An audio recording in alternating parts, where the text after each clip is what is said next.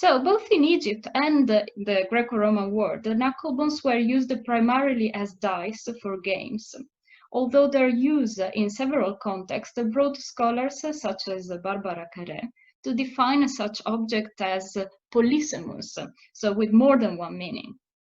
As you can see from the picture, knucklebones have 4 sides, and in many games such sides were given a specific numeric value.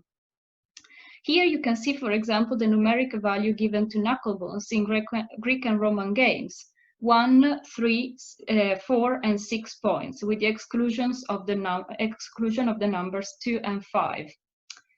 The different combinations of numeric values were seen as better or worse according to the probability of the throw.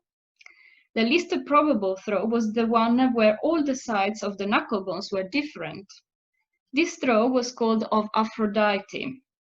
The worst throw was called of the dog, and it named a combination of 4 knucklebones falling on the side worth 1 point. So in total it was worth 4 points at the throw.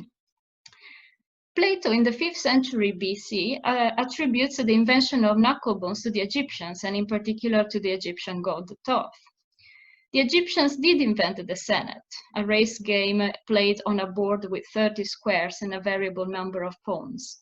However, the knucklebones were not an Egyptian invention, but rather a Near Eastern import, added as dice to the Senet game only in the Second Intermediate period, when they started to be used in pairs as randomizing devices as an alternative to the more traditional 4-throw sticks. Like the sticks, the 2 Egyptian knucklebones were assigned numeric values, and such sums were used by the players to advance their pawns on the board. The name Senet, attested from the 3rd millennium BC, means passage. Piccione argued that the Old and Middle Kingdom Senet was simply a secular board game with no religious or ritual meaning, so the term passing simply indicated the movement of the pawns on the board. However, at least from the New Kingdom, such movement of the pawns became associated with the death's journey through the underworld, as also suggested by the symbols appearing on some of the squares of the Senet boards. Senet boards with knucklebones were increasingly deposed and represented in funerary context. For instance, the tomb of Tutankhamun contained 4 Senet boards and 4 knucklebones. 2 paintings from the tomb TT219 of the officer Neben Maat represent him playing Senet with his wife and casting 2 knucklebones each. In the Greco-Roman world, knucklebones can be found in various archaeological contexts: caves, sanctuaries, graves, and domestic quarters.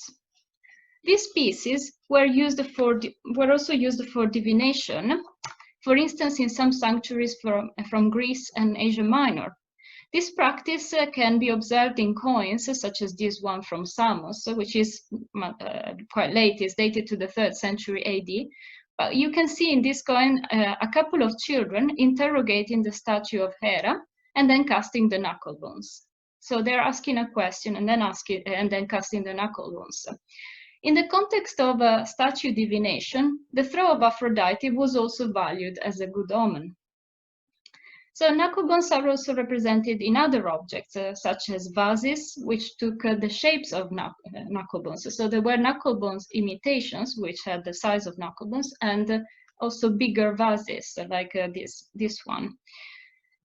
So play with knucklebones is described in a large variety of Greek and Roman sources. It appears that such a game was particularly competitive among boys. In the Iliad, Patroclus says that when he was a child, he became so angry after a game of knucklebones that he killed his companion. The aggressive behavior related to this game can also be seen from this fragmentary statue held at the British Museum, where 2 boys are violently quarreling, and you can only see the leg of the other one. So the knucklebones were also popular among younger girls who played with them either individually or in group.